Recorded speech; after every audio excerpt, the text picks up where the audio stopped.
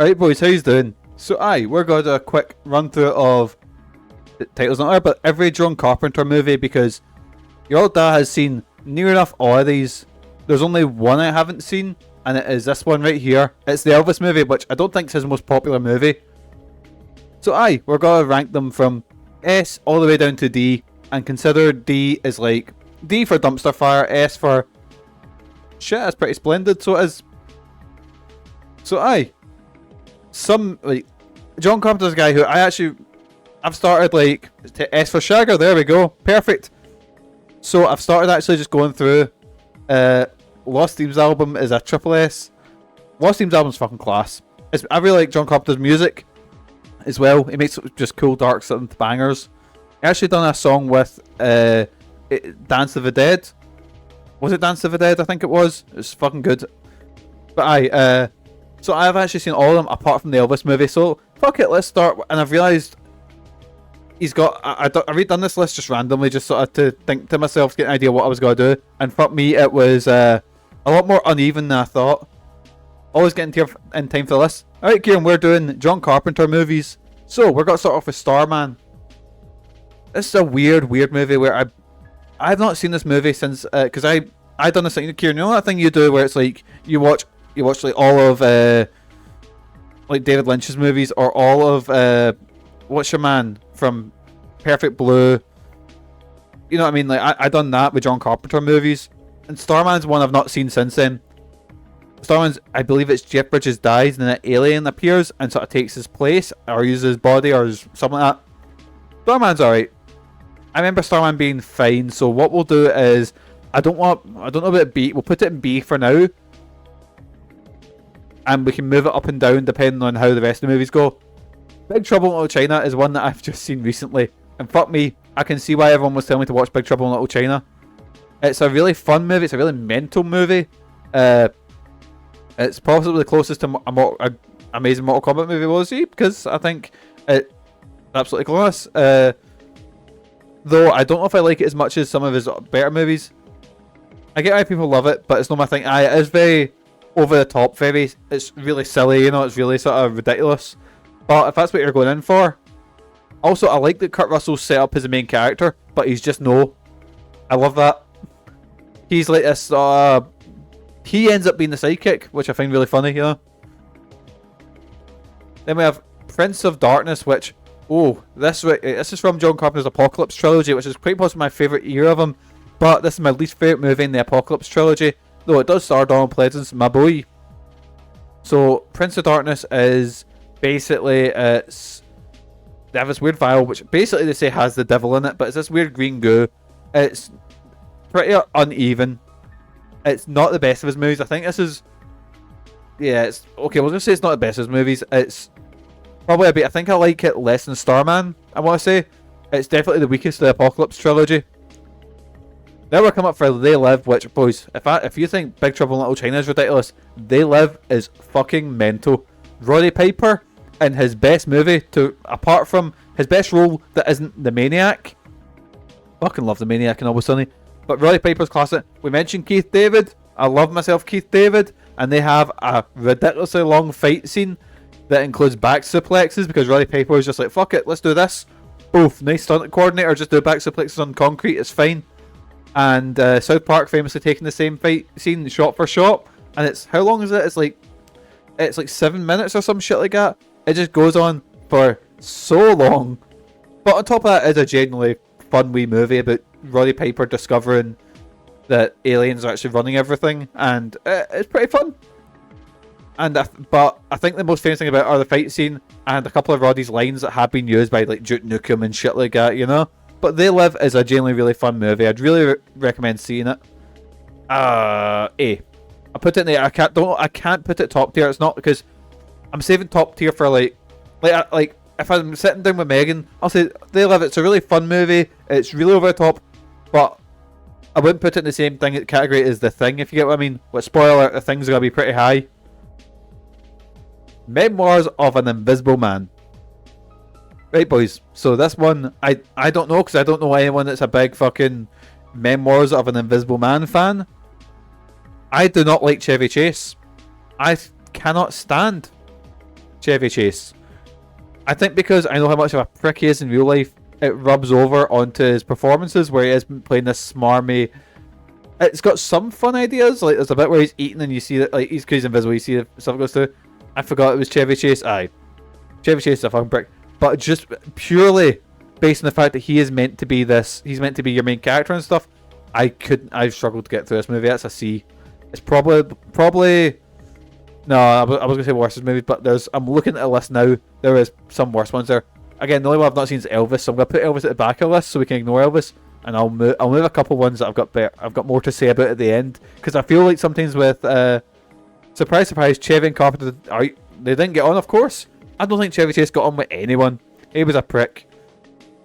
I'll move the ones that I've got things to say about near the end, because do you ever feel sometimes when you do like a tier list, you're like you have a lot to say about certain ones, and then you get to end, it's like that's alright, you know, you don't have much. Anyway,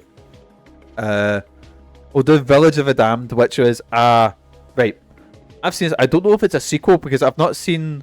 Is it a remake or a sequel? This is the one with Mark Hamill and shit like that. It's got again. It is a mental cast, but is it Children of the Damned that was the original and this is the sequel? I can't remember, or it's a remake. I don't. Either way, I wasn't hot in this movie.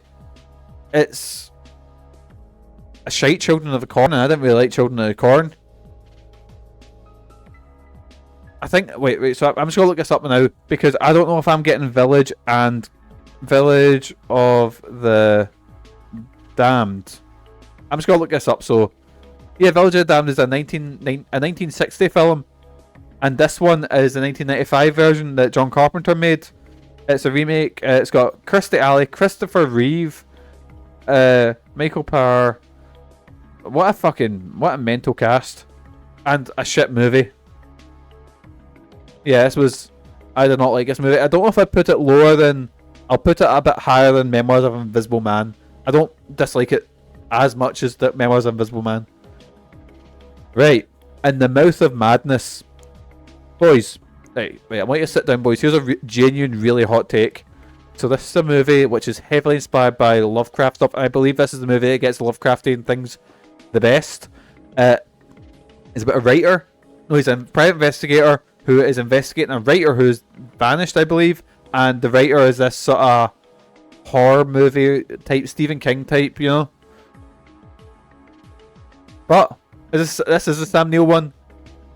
I think In the Mouth of Madness is his second best movie. I fucking adore In the Mouth of Madness.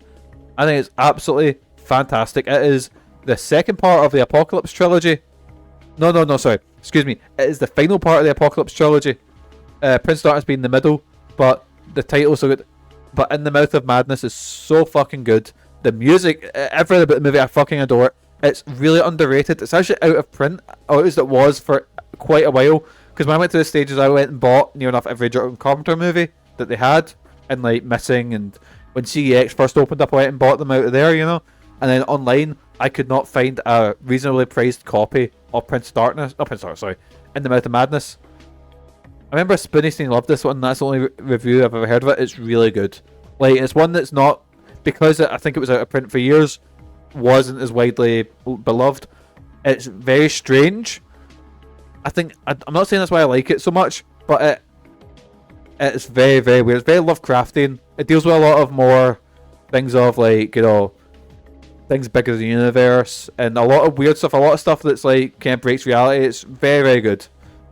It's the most. I know I'm gonna get shouted at by this. It's the most David Lynch like movie that like you get what, if you see it, you'll get what I mean.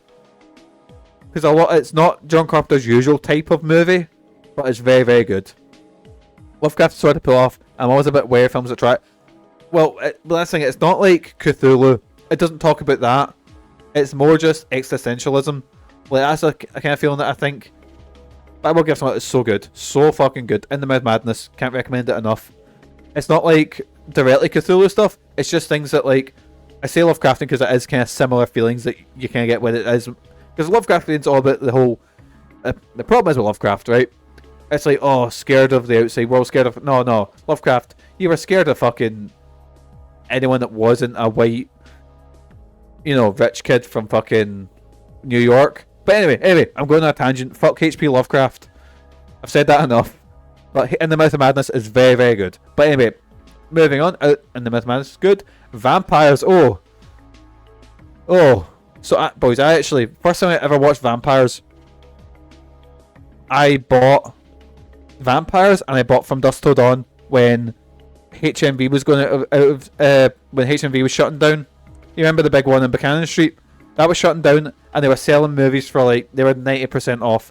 And I got that. I got an anime called Rin Letters of Nemesis. I can't pronounce it, but that was a weird violent anime. But I remember getting Vampires and From Dusk Till Dawn, and I fucking loved From Dusk Till Dawn. And Vampires was a bit shit, considering like what other movies like I said, From Dusk Till Dawn was out at the time. Near Dark was out at the time. Like two of the best takes on vampires in a while, I believe. And then Vampires came out, and it was just a bit lame. It's not bad. It's just lame, you know. It's James Woods stars as the coolest guy in the world. I stole that from Red Light Mail's bit because they talk about how the movie, but they're right because they just try and make James Woods is like, oh look at me, he's like Blade, look at him. And I'll tell you something. Wesley Snipes has this factor which is like, right, you can say those weird lines like, what is it says in Blade, like every motherfucker's trying to ice skate uphill. He can say those lines and it can be cool because he's fucking Wesley Snipes and he's Blade. James Woods trying to go for a similar thing, and James Woods is no Wesley Snipes, I'll tell you that. Yeah, if you've just watched, yeah, but you get what I mean. I watched them in that time, but Vampires is just a bit lame as well. This is the start of John Carpenter's period where he's a bit shite, you know.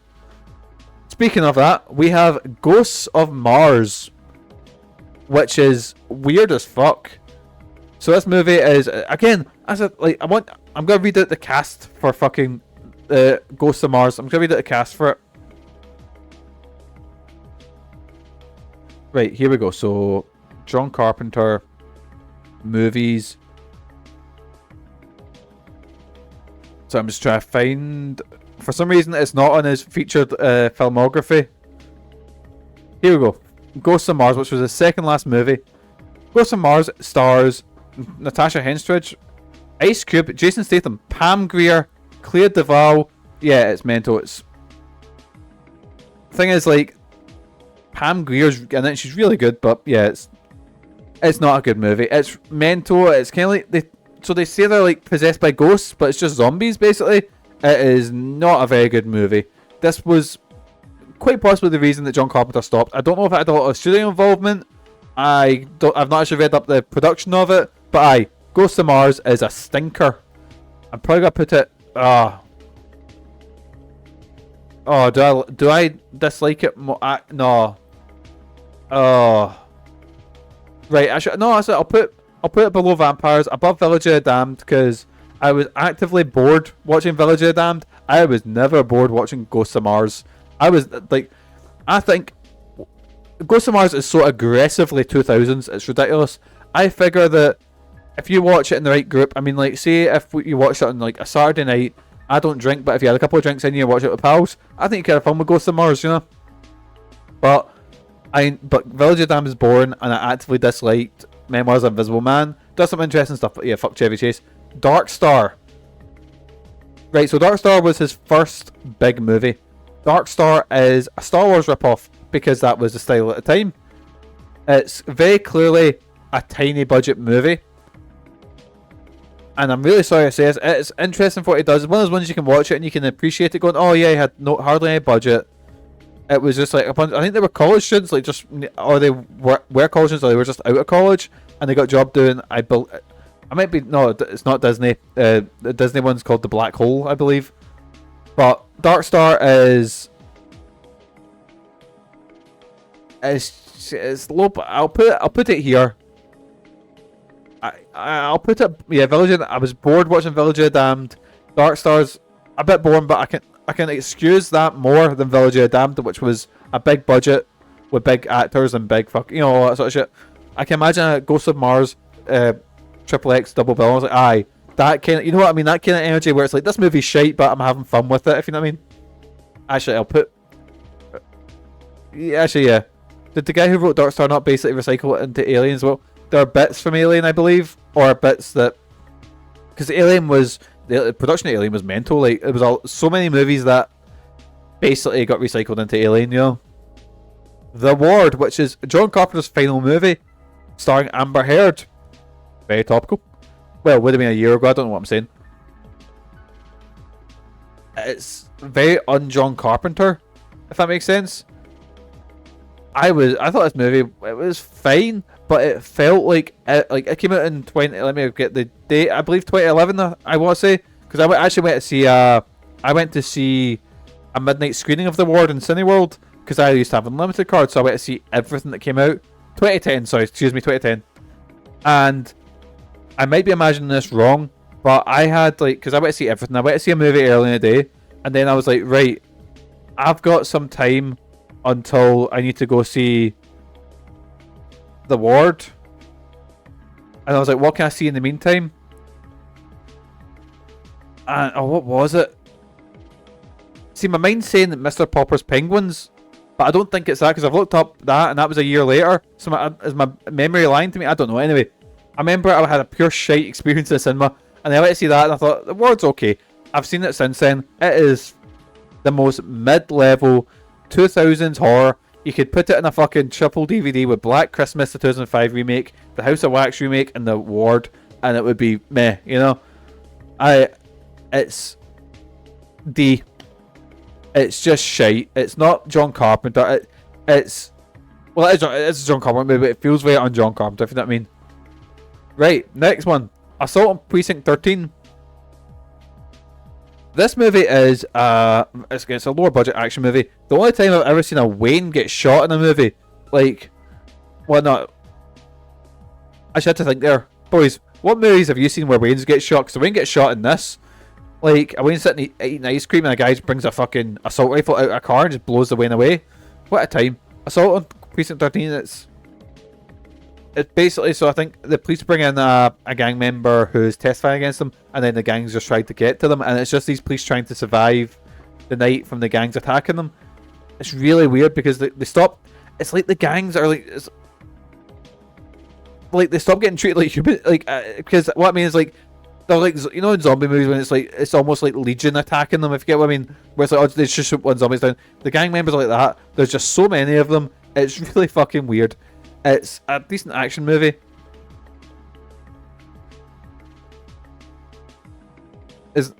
There is one film that is mentioned earlier where I think a Kids in Town murder folk. There's a scene where the adults shoot all the kids.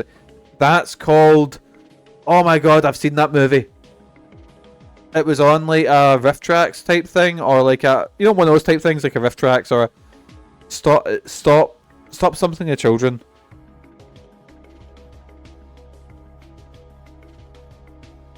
By the way, oh no, when I say Wayne's, I mean like Wayne's. You know, I don't mean like teenagers or whatever. Stop.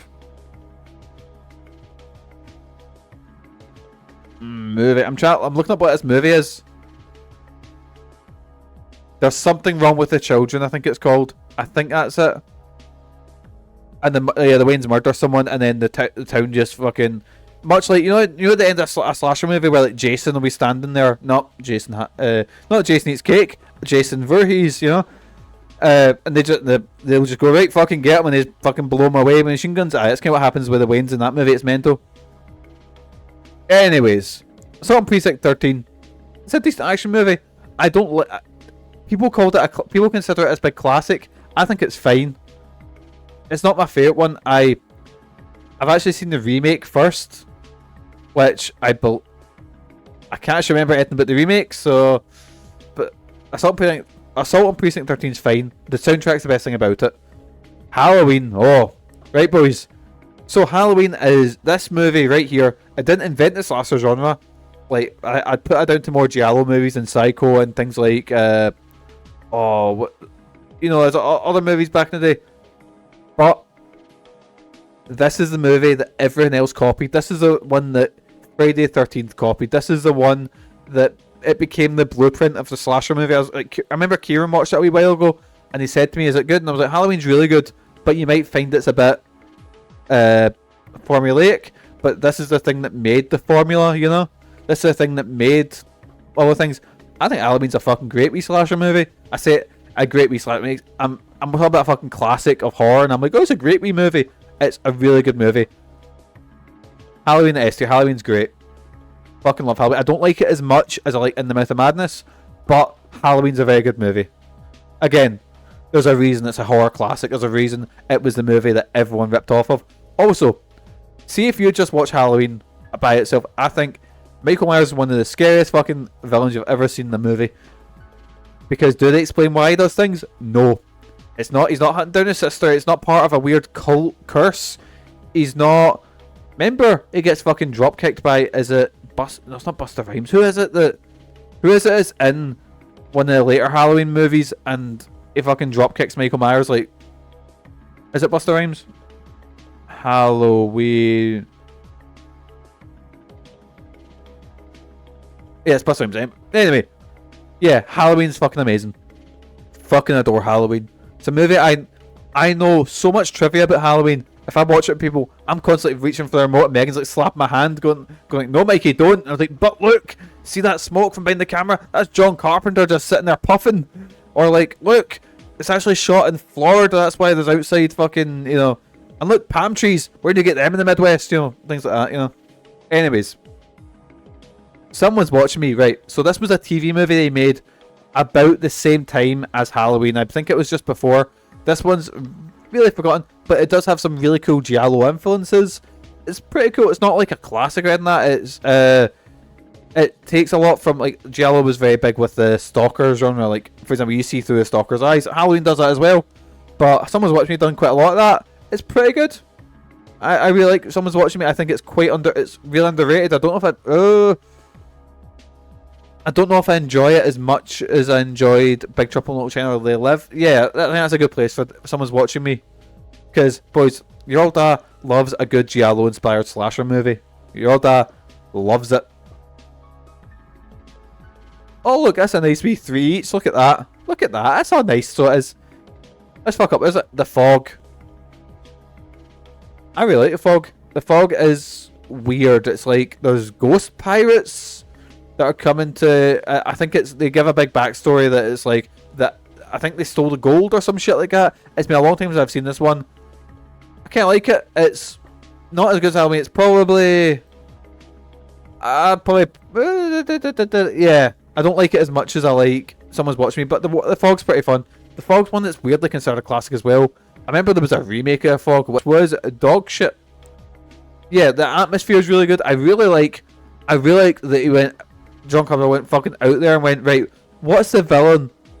Wait, did this come after Halloween? He's like, right, we've done a big hit. We've done a big hit, boys. What villain are we got to do? Right, we've done a slasher movie.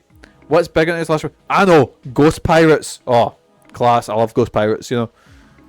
Low A. Definitely below Someone's Watching Me. Yeah, we'll go with that. Because I definitely like it more than I like Starman or Prince of Darkness or Assault Precinct 13.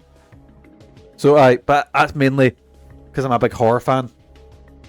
Right. Christine. Boys, right. So I've got a funny story about this movie.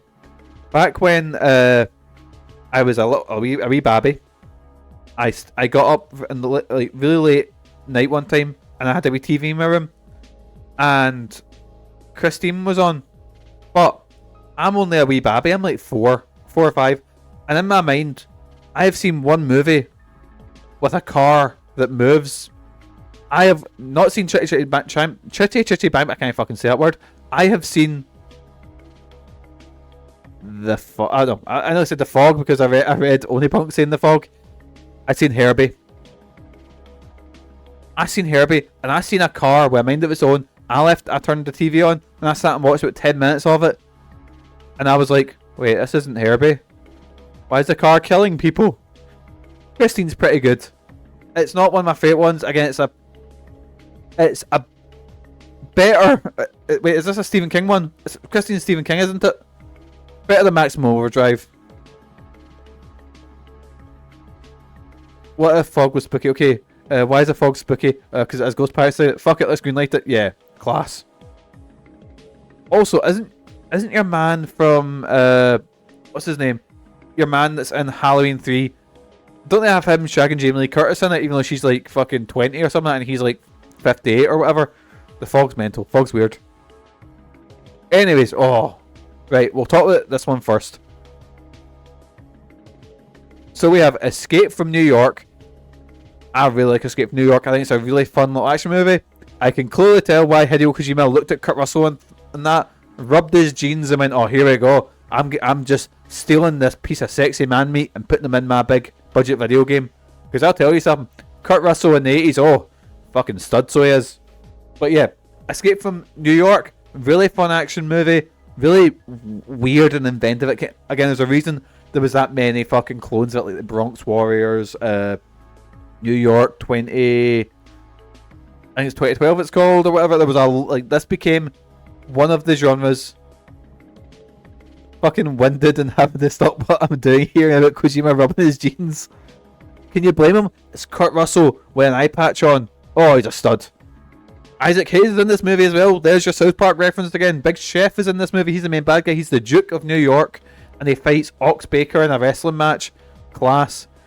To be fair, old Kurt Russell's still a good looking lad. He is. Showed up in Guardians of the Galaxy 2 and I was like, get those jeans rubbed, boys. Yep. Guardians 2, where the twist is he's an intergalactic shagger. Point proven.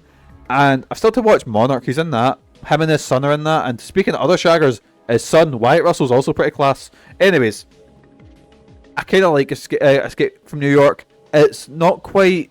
I probably put it high A tier, I think. Oh, did I put it S... Oh. Do I put it S tier or do I put it high A tier? I'm probably going to put it in high A tier. There is a cut, like, it's clearly its budget is a bit tight. But it was followed up by Escape from LA. But Escape from LA, boys, it has a scene where Steve Buscemi's the taxi driver, and next to him, Snake is on a fucking surfboard, and it's some of the worst effects I've ever seen in my life. Bruce Campbell plays a fucking surgeon. It sounds meant like, see, explaining this movie to you, Bruce Campbell playing a crazy plastic surgeon. It sounds like it should be a good movie, but it was not. Because my mum and dad actually, because my mum used to do this thing where she went out every Friday to do the big shop, and she bought me a DVD, like out the £5 sort of, the value section, and that's where I first seen Escape from New York. Because she's like, oh, this is a good movie. I remember she got me that in the Warriors, and I was like, oh, here we go. I remember seeing the holograms they just built models and then painted them black and outlined the edges in UV tape to make them look like wireframes. Okay, that's what I remember that. That's when they're like, oh look, they're showing you like a UAV shot of New York. It's ingenious, yeah. I find that bit really interesting when they're like, right, we have very limited resources, what can we do with them? Escape from LA was like, oh, just CG it. It's fine, it's shite, but just CG it. But it's got some of the worst effects I've ever seen in my life. It's bad. It is just literally a rehash of the first movie. But the thing is, see if you want more Snake, it's alright for that. I'm probably gonna put it... Oh, I don't know where I'm gonna put it. Because I'm gonna put it next to Ghost of Mars, because I believe in the same vein of Ghost of Mars. You have a couple of drinks in you, you can enjoy this movie in that sort of manner. It's not boring. It throws a lot of stuff to the wall that are really weird, really nonsensical. But yeah, it's probably here. It's not boring. That's one thing I can say about it. Unlike things like The Ward or Village of the Damned. And we are ending on the big one, boys. We're ending on John Carpenter's The Thing. Which, boys, if you've watched one of my older tier lists, you will know that The Thing is my second favourite horror movie. So spoiler alert, boys. The Thing's my favourite John Carpenter movie. It's a fucking masterpiece.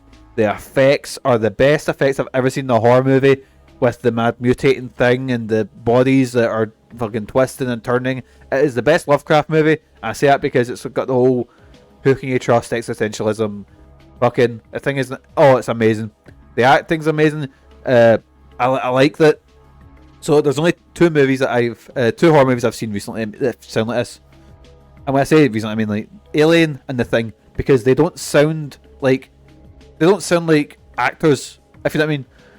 They sound like people like frantic, they talk over each other, having a frantic conversation. It sounds real, if you get what I mean.